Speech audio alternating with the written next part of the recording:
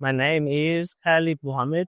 I work for the Square Kilometer Array organization, and I'm reviewing the Meraki MX product line.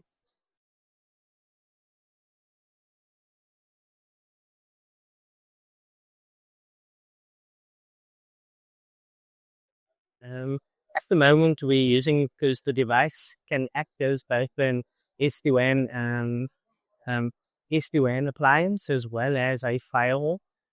We use the appliance for both things. We use it to create an SD-WAN um, between our sites, and our sites are basically uh, the two telescopes, one in Australia, one in South Africa, and then the regional head offices, and then we have a head office in Manchester.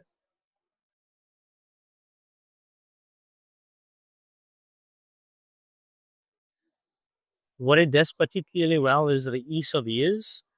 Um, it's very easy to deploy these devices because it's a cloud-based controlling controller that controls it. So um, once you're able to, um, once the device has internet access, all you need to do basically is to look up the controller serial number, and it will basically find it.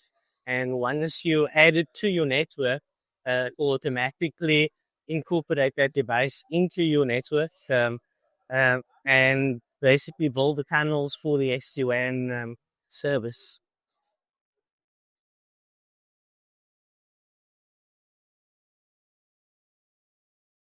Room for improvement. I think we also use the Meraki device as a firewall. The one area where I think there's a room of improvement is when you do firewalling with the device, basically it doesn't do what you call WAF, so it can't act as a web firewall. In other words, yeah,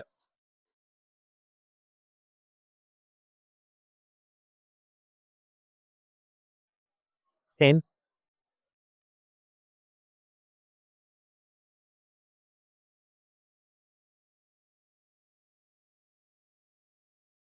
it's well suited for trying to bring remote sites quickly into your network. It's also suited um, as a device for remote access, and to basically quickly set up a secure remote access service to get users to actually access your network from remotely.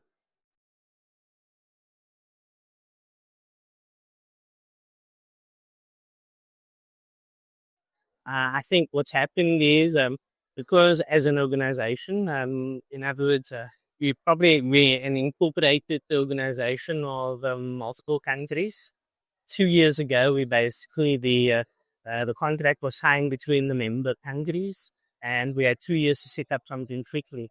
And what Meraki was really suited for us at that point in time as an interim solution to be able to set the network up very quickly, while at some point we'll start bringing more, in other words, the rest of the Cisco appliance suite into the network, um, like replacing the Meraki with the firepower, fire horns, where we need different kinds of more complicated services.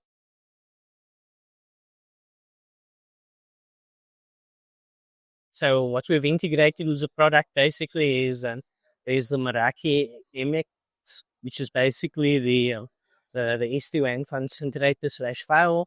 And you also get the Meraki MS range, which is the switches, basically provides LAN ports to your devices, also controlled by the Meraki cloud. And then the other devices, Meraki devices that we've added to this is the Wi-Fi access points as well as the cameras.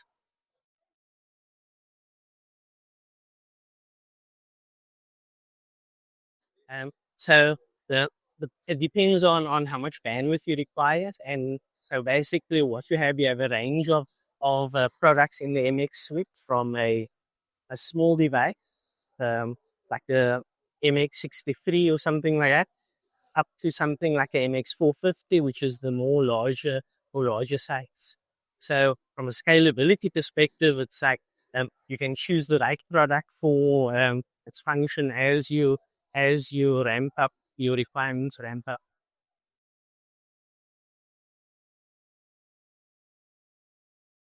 In a previous organization, um, we use the I think the Cisco Vipella. We've also used the 40 gate also has the 40 appliance that can also do SD-WAN capability. We've looked at that also. VMware also has their equivalent product, and we've looked at that also.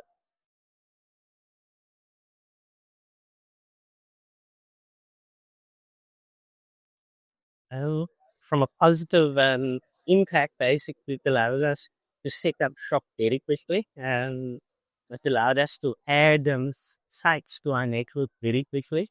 From a negative perspective, I think the only thing is that I can see from a negative perspective is I have a preference to working with a CLI in terms of how I engage with the tool. At the moment, the only way to actually engage with this tool is on a GUI, and sometimes what I'd actually like is more detailed information in terms of actual configuration that you'll actually get out of a CLI.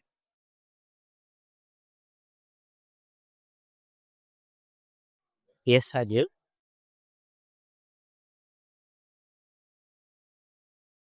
Yes, I'm happy with the product feature set.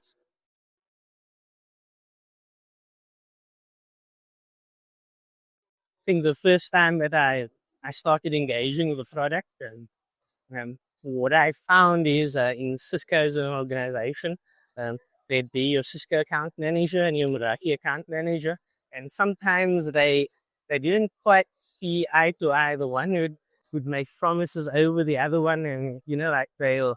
It's almost as though, from a Cisco's perspective, your normal Cisco product line versus your Meraki product line, it wasn't really they didn't work together. Not that they didn't work together that well, um, amongst the people themselves, and the way that the sales organization worked, uh, they didn't quite work well together. They was basically saw each other as competitors.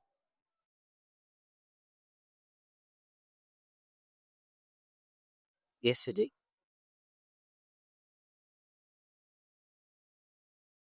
We still buying the product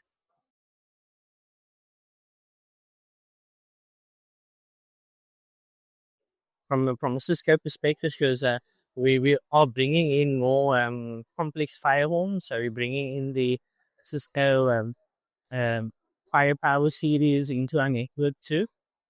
Um, what we've also done was we're starting to build Kubernetes clusters. Um, and as an intergovernment organization, we're very much an open source house. So we're deploying OpenStack on Kubernetes um, with Ubuntu. Uh, yes, and what we actually end up doing is with the stack, we're building what we call a science data processor. So a lot of the software that we do and use is actually custom built for the telescope, and uh, a lot of the although a lot of it comes out of open source bits from other large telescope, the radio telescope not providers or educational organizations. So like the ALMA telescope in Peru and the VVL, the Very Large Baseline Telescope in Texas.